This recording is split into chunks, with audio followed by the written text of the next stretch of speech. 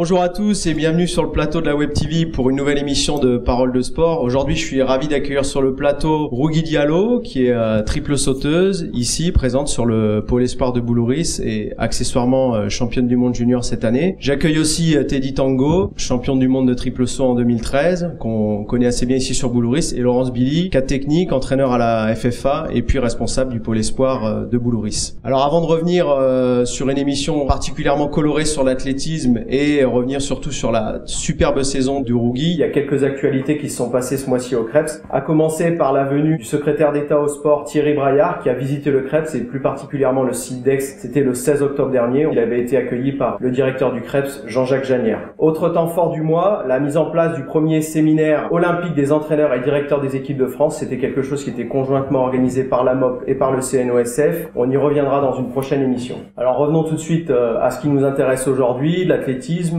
Oui, si je me trompe pas, ça fait à peu près 1 an maintenant depuis la rentrée dernière que tu as intégré le pôle ici et que tu t'entraînes principalement sur Boulouris. Moi, j'ai repris un petit peu l'historique de tes performances pour préparer cette émission et j'ai remarqué 2 choses avant tout, c'est que je trouve que tu as été particulièrement régulière et surtout tu as progressé tout au long de la saison, que ce soit la saison en salle et puis ensuite la saison estivale. Si je me trompe pas, tu as sauté en mois de janvier 13,30 m, au mois de février tu as sauté 13,41 m, de nouveau 13,30 m, 13,43 m. Ensuite, quand on est passé dehors, t'as sauté au mois de juin 13,74 m, 13,59 m de nouveau, 13,61 m encore en juin, 13,28 m, puis ensuite au mois de juillet au championnat du monde, 13,77 m et 14,44 m avec un vent, je crois, légèrement un petit peu trop favorable. Comment toi t'as vécu cette saison et comment t'expliques cette régularité et surtout cette progression? Toute l'année, on s'est concentré sur un seul objectif, c'était avoir son pic de forme au championnat du monde. Le but, c'était d'avoir une régularité tout au long des 2 saisons indoor et outdoor. Je cherchais aussi à avoir le record de France en salle. J'ai fait 13,43 m aux élites. Malheureusement, je monte pas sur le podium, mais ça m'a mis un petit coup pour la saison estivale et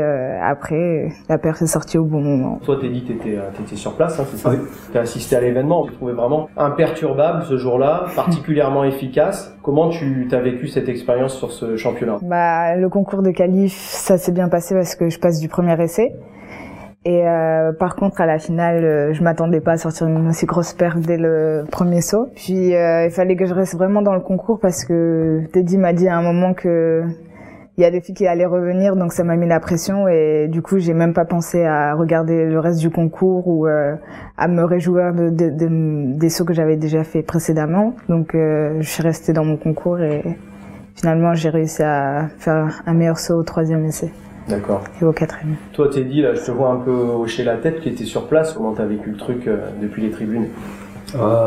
C'est très difficile. Pourquoi? Parce que quand on est entraîneur, quand on passe de l'autre côté, on a plus de pression, on est un peu plus stressé quand on est acteur.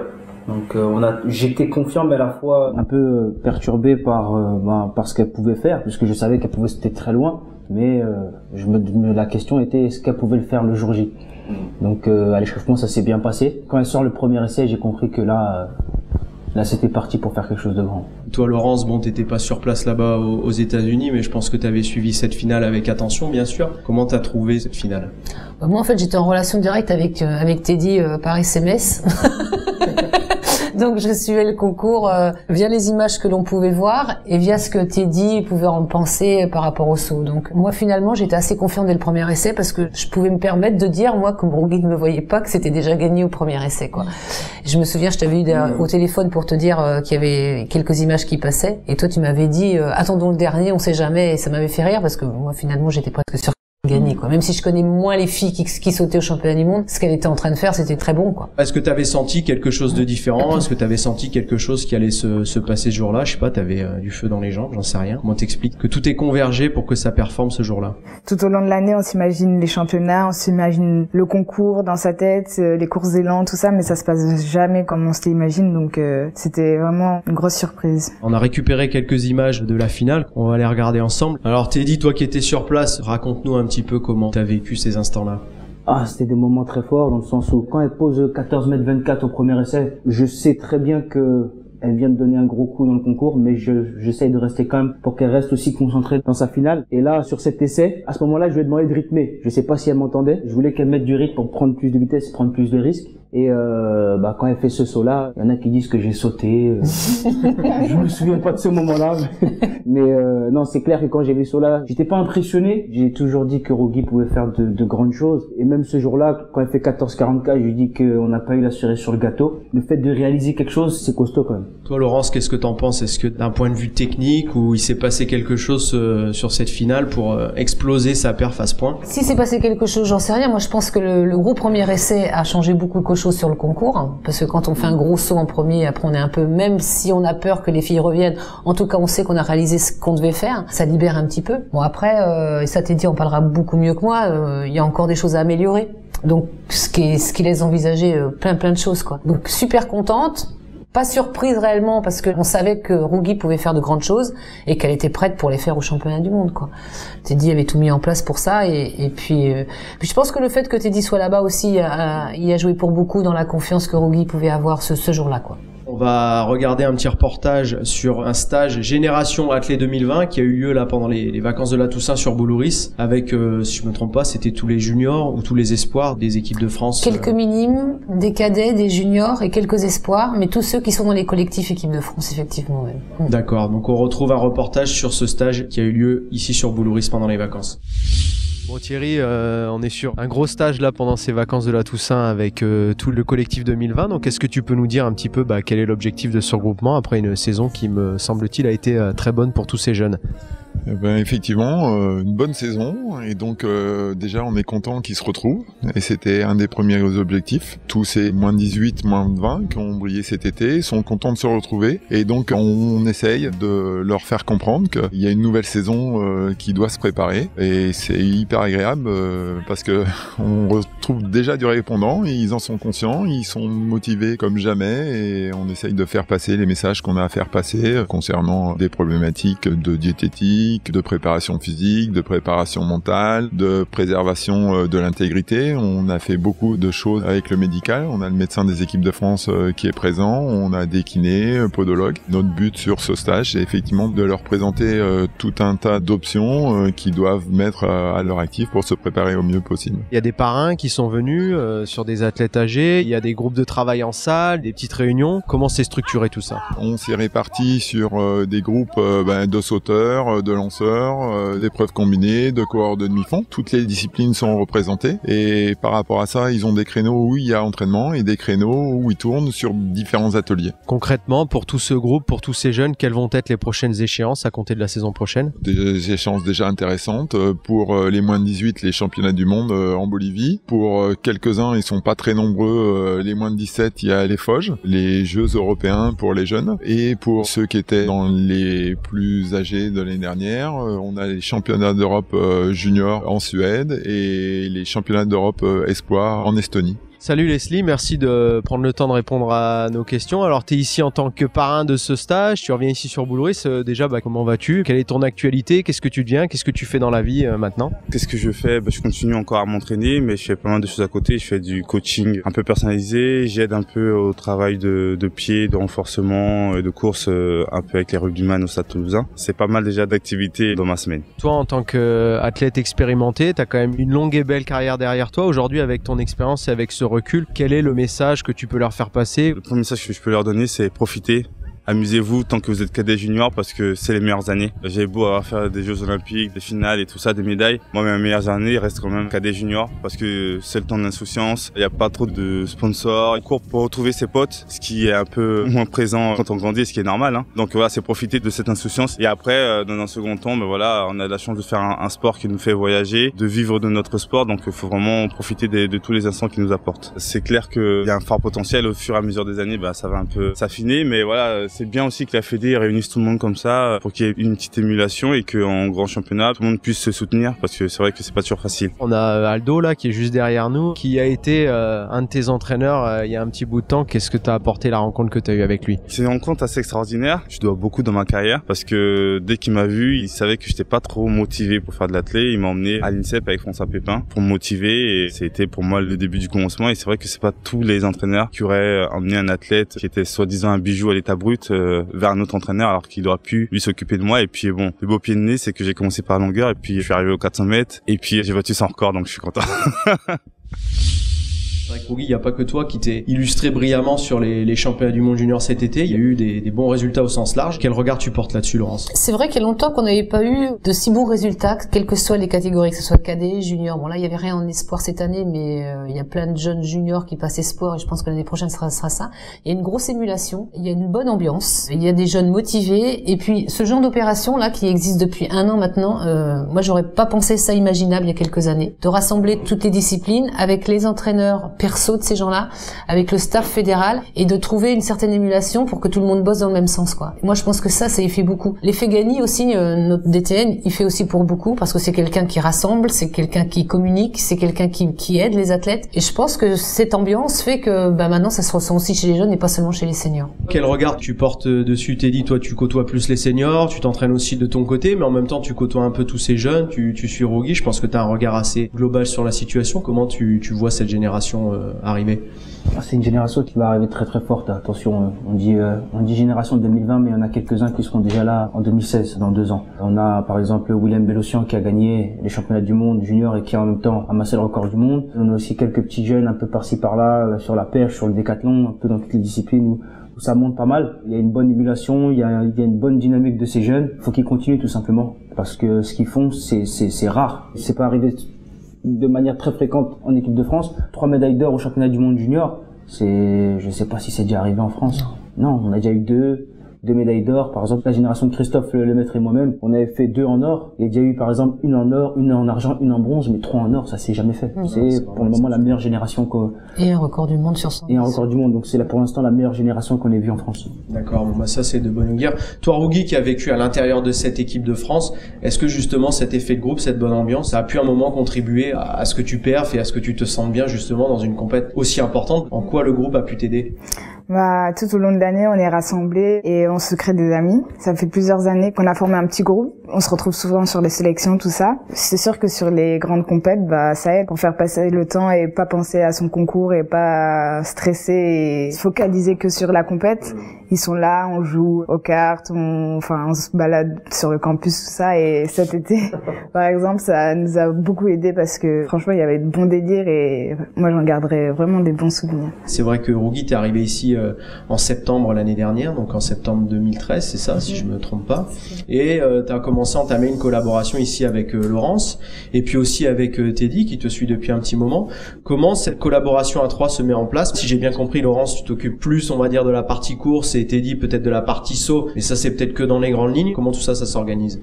Le départ de tout ça, c'est quand même une collaboration un peu éloignée entre Rougui et Teddy quand elle était à Montpellier, où Rougui avait envie que Teddy lui donne des conseils sur le triple saut. Donc une fois son bac eu, Rougui a émis le souhait de venir ici, alors pour 2 raisons, parce qu'elle avait des envies d'études qui existent à Sophia Antipolis. Faut pas oublier qu'elle fait aussi des études de assez haut niveau et qu'elle y réussit très bien, donc elle a un double projet qui est important. Et puis bon, se rapprocher de Boulouris, parce qu'elle aurait peut-être pu trouver ça ailleurs, mais se rapprocher aussi de Boulouris, parce que Teddy et moi on est assez proches, parce que Teddy était blessé, mais on sait que c'est un athlète avant tout et qu'il ne peut être 100% dans le rôle de l'entraîneur. Et donc comme on s'entend super bien, on pensait que cette collaboration elle était possible. Alors elle est très très simple en fait. Teddy fait les programmes d'entraînement parce que autant moi je suis entraîneur de sprint, un peu de haie et spécialiste de technique de course, autant je suis pas entraîneur de triple saut du tout. Donc Teddy fait les plans et puis moi je la gère tous les jours quand Teddy n'est pas là, parce qu'il n'est pas toujours là. En ce moment il est régulièrement là, mais c'est pas toujours le cas.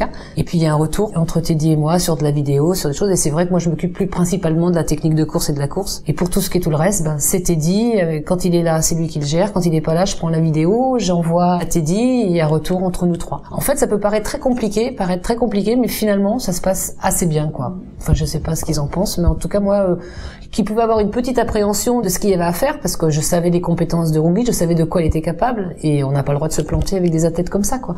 Autant là maintenant, je suis assez rassurée, je dois dire. En tout cas, ça a super bien marché cette année, donc comme quoi, il n'y a pas à critiquer ça. Toi, Teddy, c'est probablement une de tes premières expériences en tant qu'entraîneur, même si bien sûr tu restes à côté et que tu te prépares pour d'autres échéances pour le futur. Comment tu vis ça, le fait d'être entraîneur et de suivre Rougui, et notamment en collaboration avec Laurence?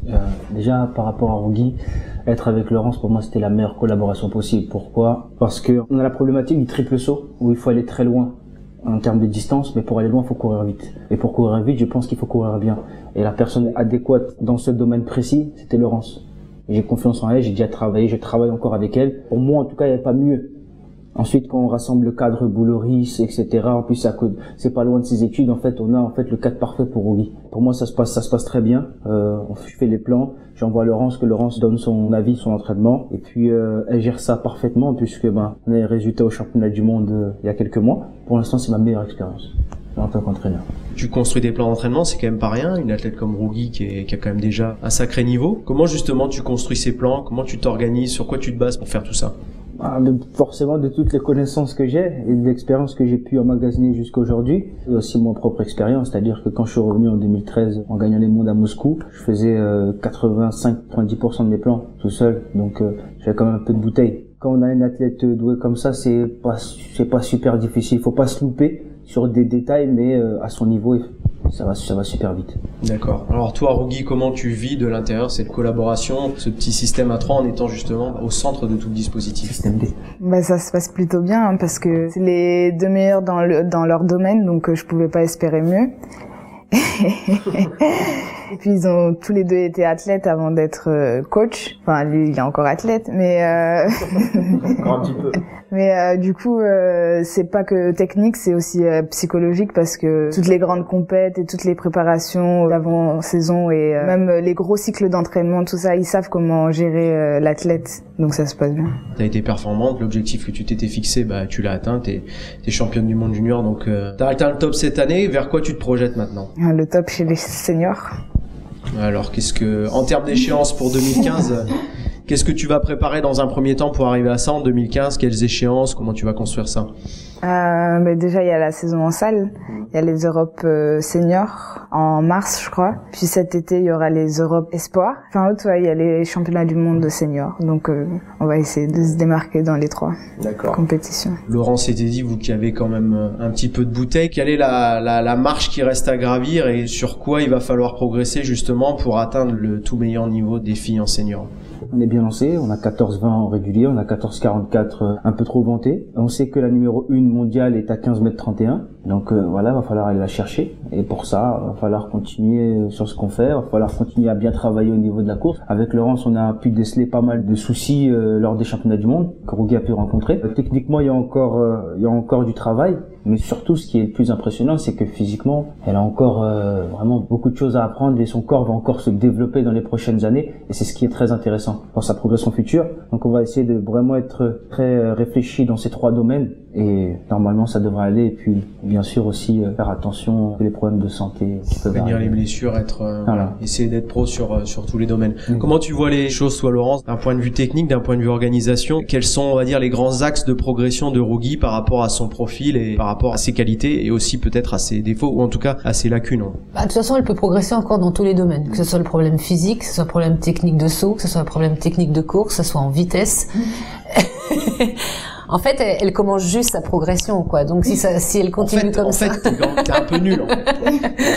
Donc ouais, elle sort de junior en même temps. Donc une junior, elle ne sait encore rien, une junior, même si c'est déjà très bien par rapport au championnat du monde. En junior, on a encore tout à apprendre. Donc si elle continue comme ça, elle est sérieuse, c'est une fille sérieuse, c'est une fille motivée. Teddy lui a appris à réfléchir sur sa discipline, ce qui n'est pas non plus en junior, souvent on fait sans réfléchir. Je pense que Rougui, elle a passé ce cap-là, elle commence à réfléchir sur sa discipline. Donc tout ça fait qu'elle va continuer à progresser. Après, sur notre organisation, je sais pas si elle continuera, mais en tout cas, elle marche. La seule différence par rapport à 2013, c'est que Teddy redevient athlète, donc un peu moins dispo, mais en tout cas, il est là, quoi. Il est là et on compte sur lui, et il compte sur nous aussi, par la même occasion. C'était calculé. Dans le sens où, ce que j'ai fait un travail avec Rougui l'année dernière pour qu'elle soit la plus autonome possible.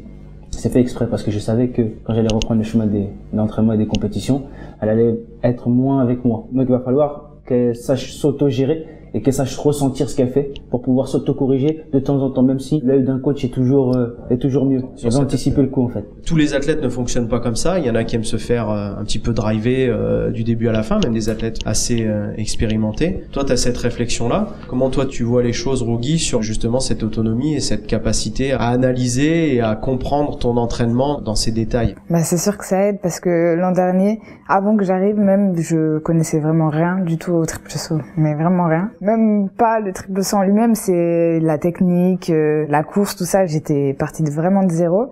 Et tout au long de l'année, on a fait des analyses, j'apprenais à observer mes adversaires. Moi, je pensais que la compétition, c'était juste aller, sauter et revenir. Mais en fait, il y a un tas de trucs autour. Et ça m'a vraiment aidé à progresser en apprenant grâce à Teddy et Laurence. Teddy, toi de ton côté, tu reviens de blessure, je pense que tu te reprépares. Qu'est-ce que tu ambitionnes pour cette année? Et puis surtout, où est-ce que tu en es et comment tu te sens? En ce moment, ça se passe bien. Je m'entraîne sans problème physique. Donc pour moi, c'est déjà une victoire, puisque ça fait 3 ans que j'enchaîne blessure, saison, blessure, etc. Pour moi, c'est déjà une bonne chose. Et puis, je vais éviter de me projeter, et peut-être aller étape par étape, jour après jour. Et puis, arrivera ce qui arrivera, tout simplement. C'est simple. Je suis pas pressé. Je sais que voilà, j'ai de quoi faire quelque chose à chaque championnat. Je l'ai déjà prouvé. Donc maintenant, c'est arriver sans blessure, tout simplement. Okay. Je suis dans une autre phase par rapport à Ruby. À 6 ans de différence, on n'a pas les mêmes préoccupations. Mais tu lui fais peut-être gagner un petit peu de temps quelque part en lui. C'est l'objectif, c'est-à-dire qu'on en parlait même avec Laurence, on disait que sur la connaissance du triple saut, elle est avancée sur moi. À son âge, je savais pas tout ça. Il y a même des choses que j'ai appris en 2013 et que j'ai réussi à lui apprendre, c'est-à-dire en 2013, j'avais déjà 24 ans, à 19 ans, elle les avait déjà en tête. Moi, c'est mon objectif qu'elle prenne de l'avance sur moi, c'est-à-dire que là, elle a fait championne du monde junior comme moi. J'ai attendu 24 ans pour être championne du monde senior, qu'elle le fasse avant moi. Il y a les Jeux Olympiques en 2016 où j'espère forcément gagner puisque je suis compétiteur, donc ça fera 27 ans. Faut qu'elle soit avant 27 ans championne olympique et ainsi de suite. En tout cas, t'écouter, t'as l'air de prendre, j'ai envie de dire, autant j'en sais rien, mais en tout cas énormément de plaisir à entraîner Rugi, autant que tu en prends toi à t'entraîner pour toi et essayer de devenir le meilleur triple sauteur possible et gagner le plus de compétitions que tu pourras. Est-ce que tu confirmes que c'est vraiment une part de ta vie qui te passionne? Oui, c'est même plus que m'entraîner, puisque quand je m'entraîne, forcément, j'ai mal, 2 fois, c'est pas intéressant. Et quand je vois Rugi souffrir, je suis content, en fait. C'est bête, mais ouais, ça me fait rire un peu des fois, en fait. Et, c'est surtout l'aventure. Moi, je suis pas, on me connaît pour être quelqu'un d'assez atypique dans tout ce que je fais. Je confirme. J'aime pas les choses, en fait, qui sont carrées, droites, en fait, que tout le monde fait. J'aime pas suivre, en fait, comme un mouton. Cette aventure, elle est superbe. J'en sortir même une anecdote. C'était la veille du record de France de Rugi, en salle. Rugi, une semaine avant, elle avait fait un concours merdique, je vais être cru dans mes paroles. On était parti à Nice, elle avait pas réussi à poser un seul saut. Et on est parti, on a pris la voiture de Bouleris, on est parti jusqu'à Clermont-Ferrand en voiture, on a pris l'après-midi pour y aller. Je me souviens que le même soir, on avait charrié Rugi en lui disant qu'elle était nulle, etc. On avait fait ça pour qu'elle sorte un saut le lendemain. Et puis le lendemain, quand je vois au premier essai 13,41, record de France, j'ai dit waouh. Ah oui, ça m'a choqué, j'étais content, mais en même temps, je me suis dit, en fait, c'est ça l'aventure, en fait. Il y a un moment, il y aura des bas, un moment, on va remonter. Comme on dit, les coups durs ont du charme. Voilà. C'est souvent dans ces moments-là qu'on apprend le plus. C'est pas mal, celle-là. Pas mal, celle-là. Toi, Laurence, qui est quand même maintenant entraîneur expérimenté, comment tu vis cette collaboration? Quelque part, c'est peut-être original, c'est peut-être la première fois que tu vis, en tout cas, une organisation de ce type-là. C'est quelque chose que je n'aurais pas fait si ça n'avait pas été Teddy, déjà. Parce que j'ai confiance en lui, en ses connaissances du triple, puis parce que c'est quelqu'un que j'apprécie énormément, et c'est très enrichissant. Le courant passe entre nous, et le fait que le courant passe entre nous par rapport à une activité qui est le triple saut, je regrette rien, parce qu'on vit des moments très sympathiques, des mauvais des fois, puis des très très bons souvent. Ouais. Donc, et donc voilà, ouais, c'est très enrichissant en tout cas. Et puis c'est vrai, comme tu disais tout à l'heure, c'est très atypique, et puis ça change de ce que j'ai vécu jusqu'à maintenant en tant qu'entraîneur et même en tant qu'athlète avant, quoi. C'est quelque chose que je n'avais jamais fait comme ça, quoi. Bah écoutez, moi je vous remercie tous les trois d'être venus sur le plateau. C'était vraiment très intéressant de vous écouter. Puis tu dis l'enveloppe. Merci, il y a pas de souci. On fera ça après en antenne. Mais en tout cas, c'était sympa de vous écouter et de partager avec vous sur cette aventure justement et cette collaboration. En tout cas, moi je vous souhaite bon vent pour la saison en salle qui arrive et puis ensuite la saison 2015. Et puis je vous dis à très bientôt pour une prochaine émission. Au revoir.